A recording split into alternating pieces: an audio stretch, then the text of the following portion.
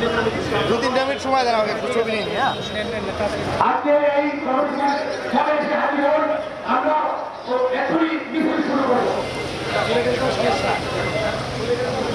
এখন যে করতে হবে